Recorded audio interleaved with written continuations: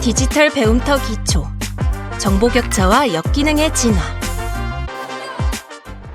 나는 오늘 친구들을 만나기 위해 길을 나섰다. 날이 너무 더워서 택시를 이용하려고 했지만 도무지 잡을 수가 없었다. 빈 택시를 발견하고 손을 흔들었지만 택시에는 예약이라는 불이 켜져 있고 내 앞을 지나쳐 갔다. 택시 예약 방법을 모르는 나에게 택시 잡기란 그림의 떡이었다. 어렵게 도착한 식당에서 음식을 주문하려고 보니 테이블에 키오스크가 놓여 있었다. 여러 번 시도하다 잘 되지 않아 결국 주인의 도움을 받아야 했다. 오랜만에 만난 친구들이라 시간 가는 줄 모르고 이야기를 나누었다. 한 친구는 최근 SNS를 시작했다며 자랑했다. 만나지 않아도 SNS에서 서로의 소식을 알 수 있고 손주들의 영상을 올리면 칭찬 댓글도 달리니 일상이 아주 즐겁다고 한다. 그렇게 한참을 즐겁게 이야기를 나누던 중 두 친구가 언성을 높이기 시작했다. 서로 자신이 본 유튜버의 말이 맞다고 주장하는 통에 분위기가 어색해진 상태로 모임이 마무리되었다. 집으로 돌아온 나는 딸에게 손주 동영상을 하나 보내달라고 전화했다. SNS에 우리 손주를 자랑하고 싶다고 말했다. 그러자 딸은 요즘은 개인정보 보호가 중요하다면서 SNS에 동영상이나 사진 올리는 것을 조심해야 한다고 말했다. 요즘 나는 하루에도 몇 번씩 무언가 잘못되었다는 느낌을 받는다. 너무 많이 바뀐 세상에서 나만 쫓아가지 못하고 있는 것 같아 자신감이 떨어지고 소외되는 것 같아 우울하기도 하다. 여러분 안녕하세요.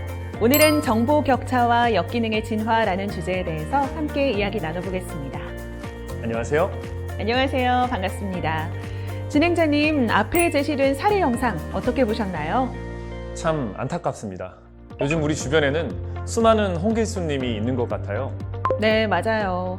홍길수님처럼 자신이 겪고 있는 불편함이나 소외가 왜 어떻게 발생했는지 대략적으로는 알고 있지만 이를 해소하기 위해서는 어떤 노력을 해야 하는지 모르는 게 현실이죠. 그래서 이번 시간에는 정보 격차가 어떤 건지 살펴보고 정보 격차 해소를 위해 교육에 참여하는 방법을 알아보도록 하겠습니다.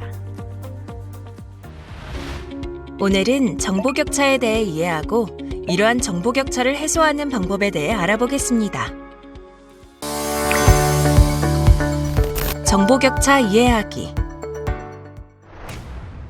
네, 먼저 정보 격차에 대한 이해가 필요할 것 같은데요. 정보 격차란 무엇인가요?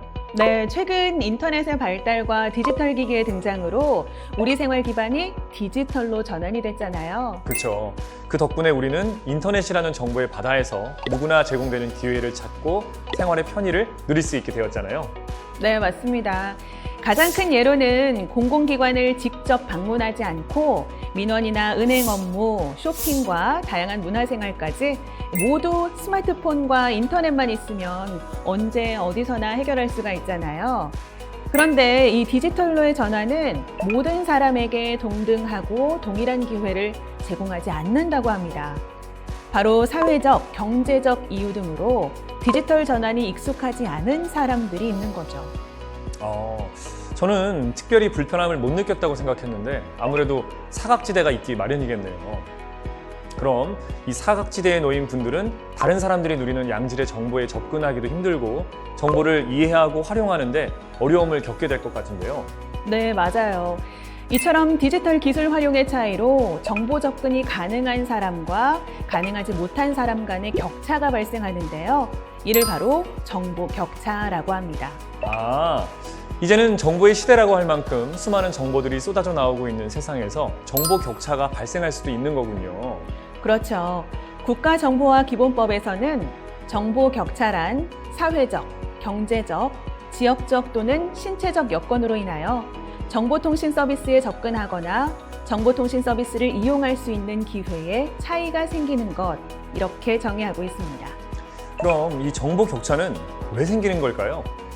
이런 정보 격차는 지역, 나이, 성별, 경제적 요인 등 복합적인 원인이 있는데요. 우리나라는 세계에서 손꼽히는 디지털 강국이잖아요. 그런데 역설적이게도 정보 격차가 더 두드러지게 됐다고 합니다. 정말요? 이유가 뭔가요? 믿기 힘드시죠? 특히 코로나19로 인한 급격한 디지털로의 전환이 이런 정보 격차를 더 심화시키는 요인이 됐다고 해요. 그러고 보니까 코로나19로 인해서 많은 기업이나 학교들이 온라인으로 업무를 하면서 어르신들이나 경제적으로 어려운 친구들은 소외되고 있다는 기사를 본 적이 있는 것 같아요. 그런데 인류 역사에서 정보 격차는 늘 존재하지 않았었나요? 글을 읽고 쓸 수 있는지에 대한 격차나 전화와 TV가 있는 집과 없는 집, 이런 격차는 있었잖아요. 맞아요. 사실 디지털화가 시작되던 초기에는 정보 격차를 심각한 사회 문제로까지 인식하지 않았어요. 그때는 컴퓨터와 인터넷을 이용할 수 있는지에 따라서 격차가 발생했기 때문에 관련 기반 시설만 갖추면 어느 정도 해결될 것으로 생각했기 때문이죠. 이를 제1수준 정보 격차라고 합니다. 실제로 스마트폰이 보급되고 무선 인터넷 인프라가 전국적으로 갖춰지면서 정보 접근으로 인한 격차는 사실 느끼지 못했잖아요. 네, 그렇죠. 그런데 정보 인프라가 구축되면서 이제는 정보를 어떻게 이용하는지에 따른 차이로 변화했다고 합니다. 기존의 정보와 지식을 빨리 습득했던 사람은 스마트폰과 급격히 빨라진 기술 속에서도 먼저 기회를 얻고 축적된 정보와 지식을 통해 더 높은 경쟁력을 갖추게 된 것이죠. 바로 제2수준 정보 격차입니다. 정보 활용 역량의 격차로 접근할 수 있는 정보의 양과 질에서 차이가 발생하고 지식으로 전환되면서 사회적 지위에도 영향을 미치게 되는 거네요. 맞습니다. 이런 정보 격차의 결과는 사회 참여의 기회와 삶의 질에 영향을 미치는 제3수준 정보 격차로 진화했습니다. 초기의 정보 격차는 기술이 발달할수록 더욱 증폭이 됐고요. 이는 또 다른 정보 격차를 유발하는 디지털 악순환으로 이어진 것이죠. 이야기를 듣다 보니까 점점 더 무서워지는데요.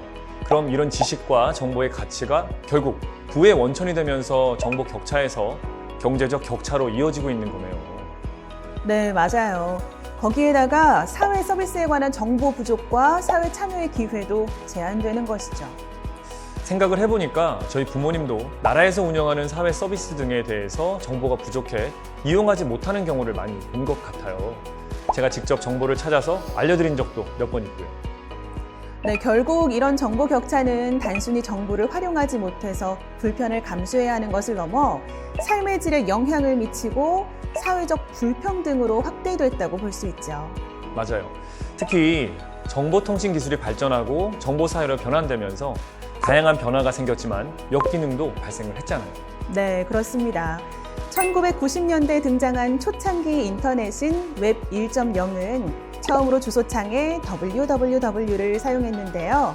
이때는 생산자가 만들어낸 콘텐츠를 읽는 것만 가능했습니다. 이 시기에 누구나 컴퓨터를 통해 원하는 정보를 찾고 온라인 세상을 탐색할 수 있게 됐고 온라인 커뮤니티가 형성됐죠. 하지만 컴퓨터와 인터넷 접근 능력의 차이로 인해 정보 격차가 발생하고 해킹과 스팸 등 사이버 범죄가 발생하기 시작했습니다. 정말 인터넷 발달의 명과 암이네요. 그리고 2000년대 중반에는 쌍방향적인 커뮤니케이션이 가능한 웹 2.0 시대가 열렸잖아요. 네, 맞아요. 웹 2.0 시대에는 일반 이용자들도 자발적으로 창의적인 정보를 생산하고 유통할 수 있는 환경이 마련됐습니다. 그러나 허위 정보가 급증하고 게임, SNS 등 디지털 미디어에 과의존하는 현상이 나타나기도 했죠.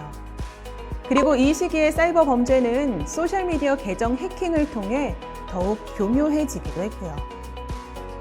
저도 이 당시에 소셜미디어 계정을 해킹당했던 아픔이 있습니다. 2010년대 후반 이후 현재는 웹 3.0 시대로 전환이 진행되고 있지 않나요? 네, 그렇습니다. 다양한 기술이 발전하면서 사람, 사물, 서비스가 언제 어디서나 연결되고 상호작용할 수 있는 초연결, 초지능 사회로 변화하고 있죠. 그러나 스마트폰과 소셜미디어의 결합으로 사회 양극화가 심화되고 있고 청소년층에서 두드러졌던 디지털 과의존이 이제는 전 연령대에서 나타나고 있어요. 저 또한 하루 종일 스마트폰을 손에서 놓지 않아서 걱정이긴 합니다. 거기다 디지털 데이터와 인공지능 기술이 융합된 지능 정보 기술을 악용한 사이버 범죄는 점점 더 진화되고 정교해지고 있어서 주의가 필요할 것 같습니다.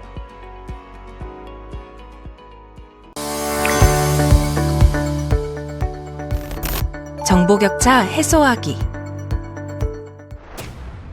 함께 이야기를 나누다 보니 정보 격차를 해소하기 위한 노력은 선택이 아닌 필수로 느껴지는데요. 어떠신가요? 맞습니다. 사실 정보 격차가 발생하는 1차적인 원인은 효용성을 모르는 데 있다고 합니다. 정보 격차로 인해 가장 큰 영향을 받는 대상은 바로 고령층인데요. 스마트폰 사용이 늘었음에도 불구하고 정보 격차가 해소되지 않는 것이죠. 네, 사실 고령층이 학습력이 떨어지는 등의 신체적 노화로 인한 이유도 있지만 무엇보다 디지털 미디어 활동과 교육적인 부분에서 적극적이지 않다는 점이 가장 큰 원인이라고 할 수 있을 것 같아요. 맞습니다. 이 정보 격차에 가장 큰 영향을 미치는 요인은 바로 교육인데요. 다양한 교육에 참여하여 인터넷에 접속하는 진입로 역할을 하는 스마트폰과 관련한 역량을 높이는 것이 필요하다고 볼 수 있죠. 네, 그럼 정보 격차 해소를 위한 교육 현황은 어떤가요? 정보 격차를 해소하기 위해 여러 교육기관에서 디지털 환경에서 소외되는 사람이 없도록 다양한 분야의 온라인 교육과 학습 자료를 제공하고 교육 기회를 확대하고 있는데요. 우리나라에도 무료로 지원되는 여러 교육 사이트가 있습니다. 그렇군요. 어딘가요? K-MOOC, 에버러닝, 경기도 평생학습 포털, 온국민 평생배움터, 서울런 4050 등이 있는데요. 이 중 온국민 평생배움터에서 강좌를 신청하는 방법을 함께 알아볼까요? 온국민 평생배움터의 자율강좌는 학력 보완, 문해교육, 자격증, 취업 및 창업, 직무 역량, 신기술 등 21개의 주제로 나뉘어져 있습니다. 자율강좌를 수강하는 방법은 다음과 같습니다. 사이트에 접속하여 회원 가입 후 상단 메뉴에서 배움터 자율강좌를 클릭합니다. 원하는 주제를 클릭하고 온라인 또는 오프라인 조건을 선택한 후 조회를 클릭합니다. 선택한 주제와 관련된 강좌 목록이 표시되면 원하는 강좌를 클릭합니다. 강좌의 세부 목차와 정보를 확인할 수 있습니다. 강좌 내용을 확인한 후 학습하기를 클릭합니다. 선택한 콘텐츠의 영상을 클릭하여 학습합니다. 온국민 평생배움터의 평가 인정 강좌는 국가가 평생교육법으로 정한 일정한 기준을 충족하였다고 평가한 평생교육 프로그램으로 기초문해, 학력 보완, 직업능력, 문화예술, 인문교양, 시민참여 영역의 강좌가 제공됩니다. 평가 인정 강좌로 인정된 내용은 대학 진학 시 학교 생활기록부를 평생학습 이력증명서로 대체하여 입학 전형 자료로도 활용할 수 있습니다. 평가 인정 강좌를 수강하는 방법은 다음과 같습니다.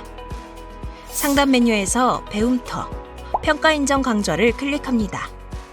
원하는 주제를 선택하고 온라인 또는 오프라인 조건을 선택한 후 조회를 클릭합니다. 선택한 주제와 관련된 강좌 목록이 표시되면 원하는 강좌를 클릭합니다. 강좌 정보와 목차를 확인할 수 있습니다. 강좌 내용을 확인한 후 학습하기를 클릭합니다. 선택한 콘텐츠의 영상을 클릭하여 학습합니다. 나의 학습 이력을 확인해 보겠습니다. 오른쪽 상단의 마이 페이지를 클릭합니다. 왼쪽 메뉴 중 수강 관리, 내 학습을 클릭하면 수강 중, 수강 예정, 수강 완료, 수강 미승인, 수강 취소 및 미완료 등 학습한 이력과 관련된 모든 정보를 확인할 수 있습니다. 수강 완료 탭을 클릭하면 수강이 완료된 강좌 목록을 확인할 수 있습니다. 이수증을 발급하기 위해서는 해당 강좌의 이수증 발급을 클릭합니다. 발급된 이수증은 출력하거나 파일로 저장할 수 있습니다. 지금까지 정보 격차와 역기능의 진화에 대해 알아봤는데요. 사회가 진화할수록 어디서든 이 혜택을 받지 못하는 사람이 있다는 점, 그리고 이를 해결하기 위해서는 사회적으로 다양한 교육 기회를 제공해야 한다는 점을 잊지 않으셨으면 좋겠습니다. 맞습니다. 이번 시간을 통해 이런 정보 격차를 해소하기 위한 노력도 중요하다는 점이 더욱 많은 분들에게 전달되었기를 바라겠습니다. 감사합니다. 감사합니다.